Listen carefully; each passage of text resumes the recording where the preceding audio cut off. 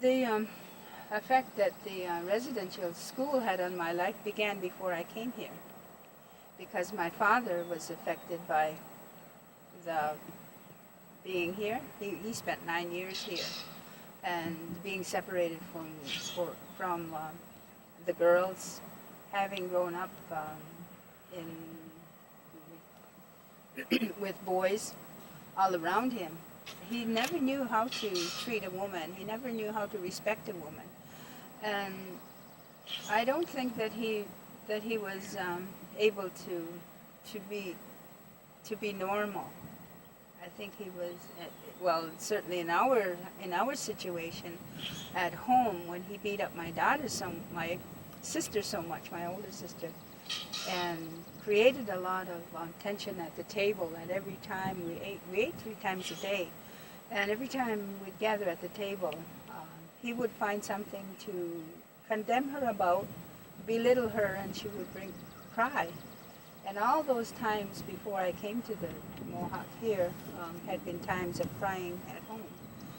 Feeling sorry for my sister and being sad but afraid to cry too. For being ridiculed by my brother and also by my father, and so I would just try and be tough. And my grandfather, I think, was also here, and that's why he put my father here.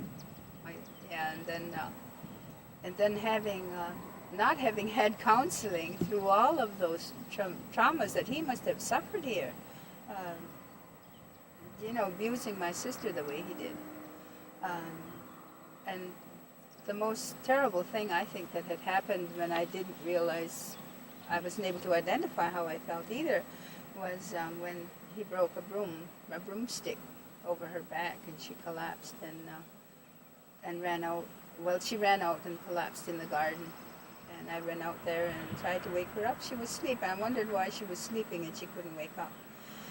And and so I just went around and gathered up the little hickory walnuts she was under the walnut tree, and gathered up the little ones that had fallen off, and just played around there and went back and tried to wake her up. And I don't know how long she was out. As a child, I have no sense of timing.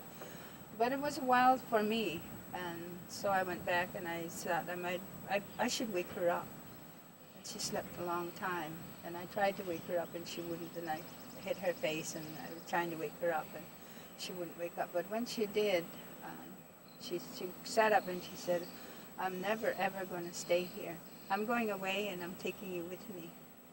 So she left, and she went and stayed with my aunt in the Vineland. And so we were left with, okay, then my older brother and me and my younger sister. And that's when my father said, "I'll put you in a residential school, and you will stay there because we don't have anybody to care for you. I can't take care of you. You're going to be going to school pretty soon, but you're too young to go to school, since Sally's too young to start school." She's my younger sister. She was 5 at the time, and I was 6. I had just turned 7 in September. And so he said that we would have to come here. And so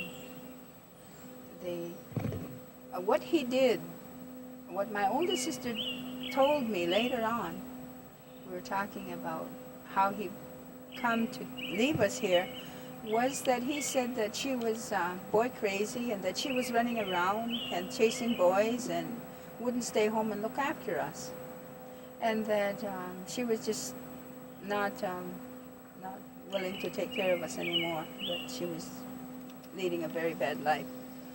And so in order for us to come out, she had to sign papers saying that she was going to be good and take care of us and look after us. And she never did anything. That terrible. But being young, 17, she signed those papers, and we were able to come out for the summer holidays. And we didn't know her because we had seen her for all that time. But when we come out, she had a job, and she gave us dresses to wear and socks to wear, and it was such a relief, and we felt so light walking around with dresses slips and underwear and socks and shoes, you know, light shoes. And it was summertime, and we were really happy to leave this place. But I think after we had come here, the most terrible thing that had stayed with me for so long was to see this girl get beat up. And she was epileptic, and she had an epileptic seizure while the principal was strapping her. He was strapping her because she had gone up to the dorm, and she wasn't supposed to go to the dorm. So he chased her, and she was supposed to go to his office, and she wouldn't.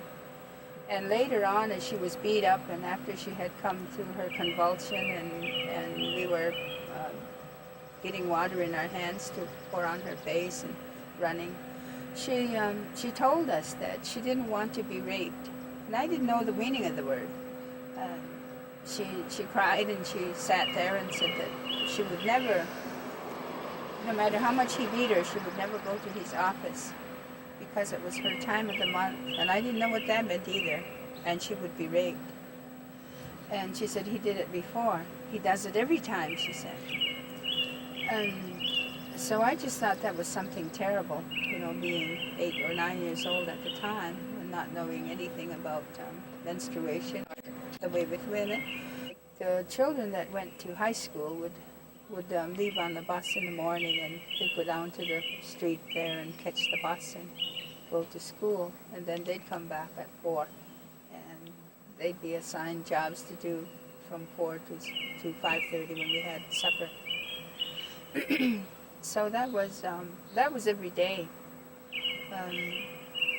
When the principal came and got this girl, and he strapped her, and she collapsed, and she said she was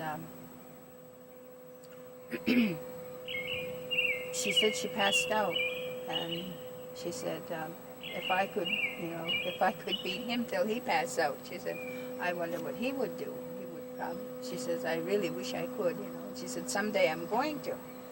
And everybody got scared, you know, that maybe she would, you know, somehow beat up the principal, and he would pass out and do the same, you know. That was in our little girls' heads at the time. But there was a lot of us here. Our playground was there. We just had this cement floor for our playroom and boxes where we could sit, and sort of like a long picnic table was for, we could sit there. And we never had toys, and we didn't have anything else. It's easier to tell you what we did have than to tell you what we didn't have.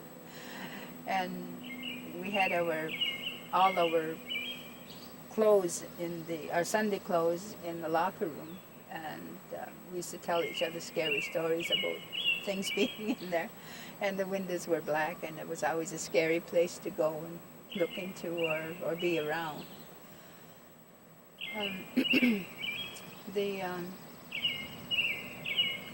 The time that I remember was really very bad for me. The first time was being here and not being able to go away. I think the holding, the having to stay here, wait for my father to come with his Model T up this laneway, and we used to stand over there at where those old steps are, and we used to stand there and wait to see who would come and visit, and people would come up and park around the circle there, and here they would, and then somebody would call whoever's parents were coming to visit, and a lot of times we stood there and waited for our father to come up, and he never came. And that was always a sad time. A lot of girls were crying, and that was very sad. Every Saturday would be pretty sad for somebody, you know, because there was and certainly for the kids that come from Manitoulin Island, other reserves all the way around Canada, you know, they'd come and they would never have a visitor. They would stay here and forever. And they wouldn't be standing there looking to see if their father was coming. I don't know which was worse. I think sometimes waiting for your parents to come and see you and not having anybody come and visit was a terrible thing, and yet some of these girls stayed here and never had a visitor.